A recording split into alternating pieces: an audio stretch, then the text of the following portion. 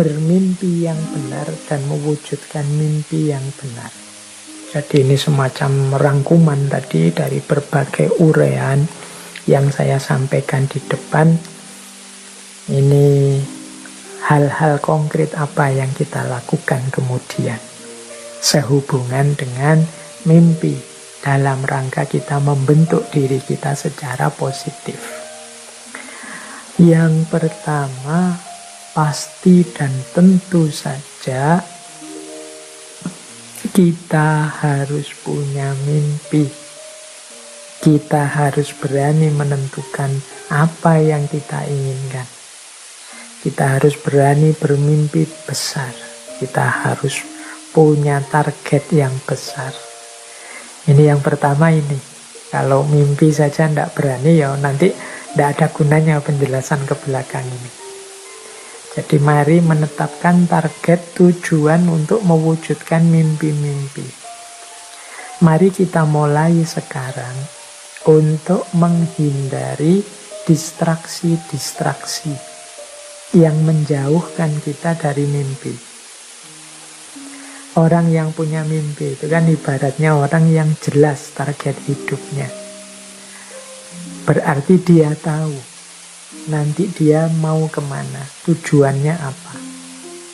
Nah, tahap selanjutnya yang pasti menghindar dari apapun yang membuat kita terdistraksi, membuat kita melenceng dari jalur mewujudkan tujuan tadi. Nah, yang pertama, jadi ayo bermimpi, mari menetapkan tujuan, dan pelan-pelan mari menghindar dari apapun yang menjauhkan kita dari tujuan. Menghindari distraksi ini agak saya tekankan karena hari ini banyak sekali hal yang bisa mendistraksi kita. Khususnya karena aktivitas-aktivitas kita yang hari ini sebagian besar di dunia maya. Keramaian hidup kita sebagian besar kan di ranah online, media sosial, dunia maya itu kita ketemu banyak sekali distraksi-distraksi sehingga tenaga, waktu, fokus hidup kita sering tersita di situ sehingga kita terpalingkan dari mimpi-mimpi kita. Jadi yang pertama itu. Yang kedua, untuk mewujudkan mimpi-mimpi itu tentu saja harus kita punya rasa percaya diri. Kalau kita tidak yakin mimpi kita bisa terwujud, kalau kita tidak yakin bisa mencapai tujuan, ya pasti tidak bisa terwujud mimpi-mimpi kita. Tidak bisa sampai kita ke tujuan kita. Kita harus percaya bahwa kita mampu. Kita bisa. Seperti di dulu waktu kita membahas bulan lalu, bahas self-love itu, ayo memanfaatkan antara lain self-talk yang positif. Jadi kita bicara dengan diri kita tapi secara positif. Mengapa begitu? Ini loh, jadi saya kemarin membaca itu. Jadi setiap orang itu rata-rata dalam sehari itu berpikir, kalau dihitung itu sekitar 50.000 kali. Berpikir, oh ya kita itu kan begitu bangun tidur, otak kita aktif, itu kan jalan pikiran kita. Tentang apa saja, tentang segala hal. Nah itu 50.000 kali.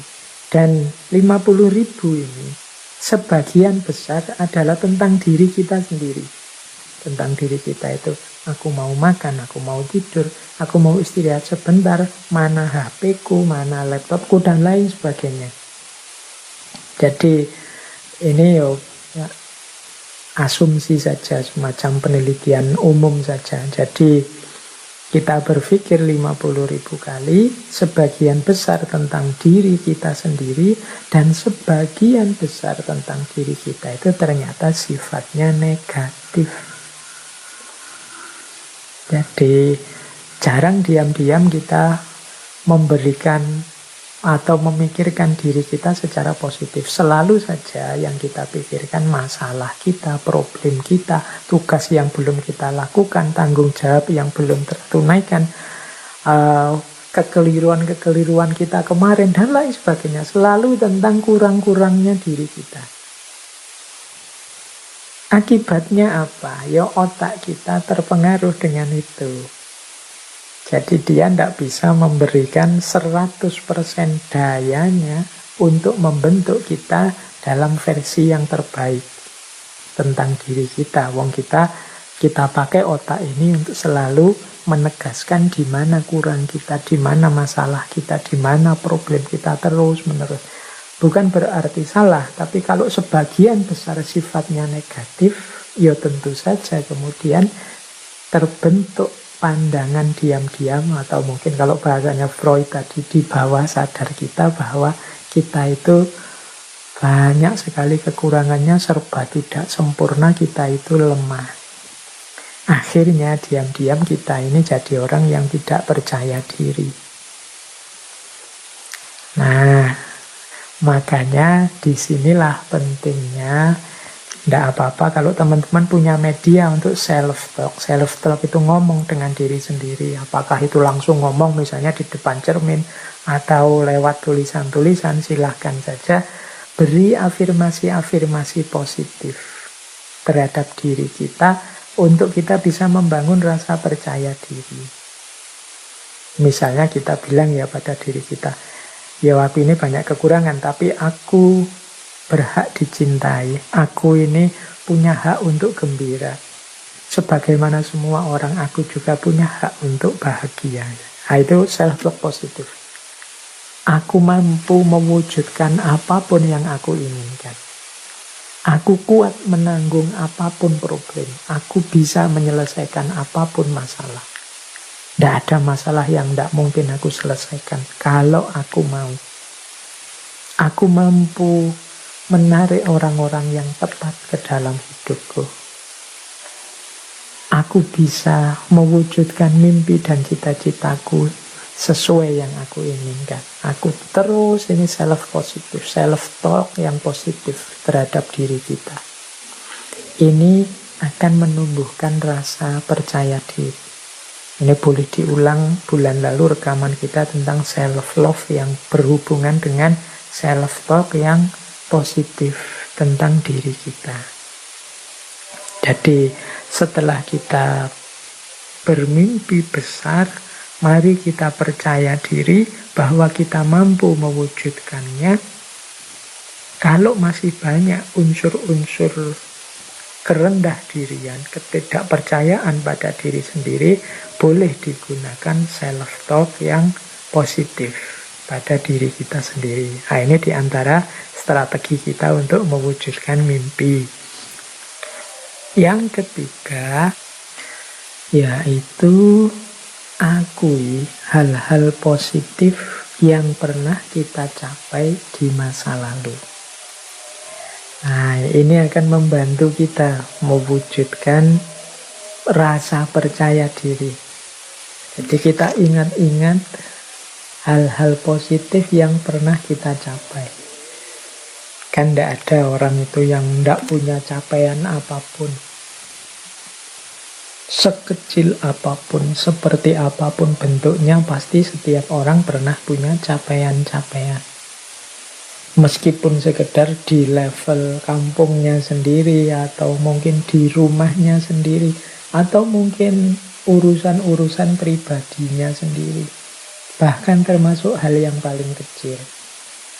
Wah, aku pernah sabar di hadapan temanku yang sebenarnya sudah sangat menjengkelkan. Ini kan kecil. Mungkin kita punya teman yang temperamen, atau kita punya teman yang cerewet, yang membuat kita sering tidak sabaran. Tapi kita pernah berhasil sabar mendengarkan dia cerewet selama berjam-jam. Oh, itu kan anggap saja itu capaian positif, bahwa ternyata aku mampu loh mengendalikan diri. Aku pernah berhasil mengendalikan diri. Itu contoh hal positif. Tidak apa-apa kita ingat-ingat untuk membantu kita mewujudkan rasa percaya diri. Bahwa kita ini sesuatu kok. Jadi kita bukan tidak ada apa-apanya, tapi kita ada sesuatunya, ada apa-apanya. Buktinya apa? Banyak prestasi-prestasi, capaian-capaian positif, meskipun levelnya individu yang pernah kita capai.